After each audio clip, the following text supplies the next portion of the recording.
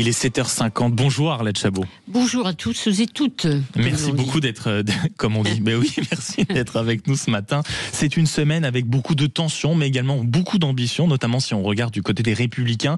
On voit bien qu'ils se querellent à nouveau. Il y a eu le départ qui a fait du mal du gouvernement de Bruno Retailleau, qui a forcément aussi relancé la bataille pour la présidentielle. Et là, clairement, on a l'impression que du côté des Républicains, on navigue, mais alors totalement à vue.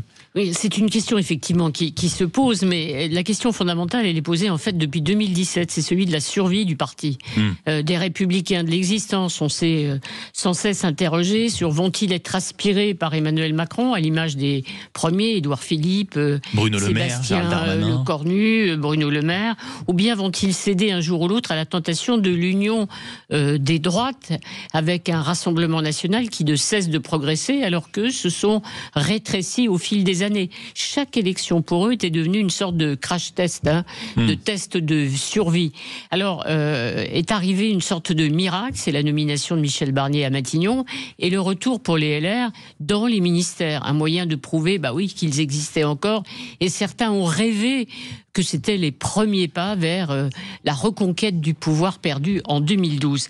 Alors être et rester au gouvernement, c'était notamment ce que voulait évidemment Bruno Retailleau, et ça a marché au ministère de l'Intérieur. Dans un premier temps. Dans un premier temps, en tout cas, ça a bien marché. Cote de popularité qui est monté de façon spectaculaire, bien entendu. Il a raflé le parti, la présidence du parti, à un Laurent Wauquiez, lui, boudeur, sceptique, qui était resté à l'extérieur du gouvernement. Et puis, vous l'avez dit, patatras, tout s'est arrêté le 5 octobre, autour de 21h, avec un tweet qui annonçait la rupture avec Sébastien Lecornu. Et depuis, tout est déréglé, c'est vrai. Et on a du mal à suivre. Bruno Retailleau n'est plus au gouvernement, bien entendu, il n'est plus ministre. Les membres du parti qui ont décidé d'accepter de siéger aux côtés de Sébastien Lecornu sont suspendus, mais alors qu'ils devaient être quand même renvoyés du parti. Voilà, mais ils sont hors du parti. Tout ça est très compliqué, évidemment. Et puis surtout, Bruno Retailleau a repris le langage de Laurent Wauquiez. Pas question d'être dilué dans le macronisme, le projet de budget. Les équipes ont changé de maillot, en réalité. Exactement, est invotable. Et il se vante même d'avoir tenu tête au chef de l'État. Donc, c'est très clair aujourd'hui, les Républicains sont en fait dans l'opposition, même si certains sont en gouvernement. Mais comment peut-il en être autrement lorsqu'un ancien Premier ministre qui s'appelle Édouard Philippe veut, lui, une élection présidentielle anticipée et que les macronistes se démarquent autant de leur chef? Ça, c'est une vraie question, sachant qu'en effet, il a provoqué une énorme surprise, Édouard Philippe, surtout que dans un contexte où, vous venez de le dire, l'élection présidentielle semble être en réalité au cœur de toutes les préoccupations. Quand on voit les potentiels candidats, déjà, on a évidemment Bruno Retailleau, on a Laurent Wauquiez, on a David Lisnard. Xavier Bertrand est en train de faire son grand retour parce qu'il a écrit son premier livre sur le sujet. Et on voit bien qu'il y a également Édouard Philippe. Il y a même Gérald Darmanin dans un petit coin, même s'il a assuré bien sûr qu'il se retirait de toute démarche partisane. Mais dans cette, marche vers l'élection présidentielle, c'est vrai que les candidats sont nombreux, mais il y a surtout un vrai sujet qui va désormais opposer les Républicains, au-delà de l'attitude dans les mois qui viennent. C'est celui, encore une fois, j'y reviens, c'est l'union des droites.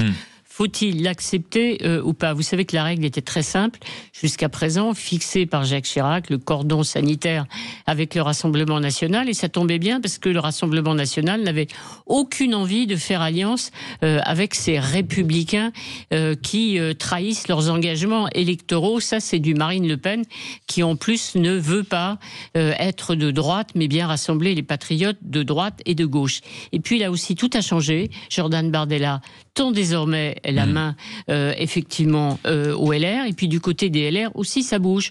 François-Xavier Bellamy qui vote une proposition de censure de la présidente de la Commission européenne au Parlement européen, proposition qui vient du Rassemblement national, et puis par exemple Laurent Wauquiez qui veut le rassemblement des droites, de Darmanin à Sarah Knafo. Exactement. Voilà, donc, et puis David Lisnard qui dit faisons un projet et on verra qui l'accepte. Donc ça bouge beaucoup, et en face reste un Xavier Bertrand qui lui dit qu'il faudra effectivement clarifier la ligne, c'est-à-dire et qui en fait un vrai principe. D'accord, c'est un principe, sinon il pourrait quitter les Républicains.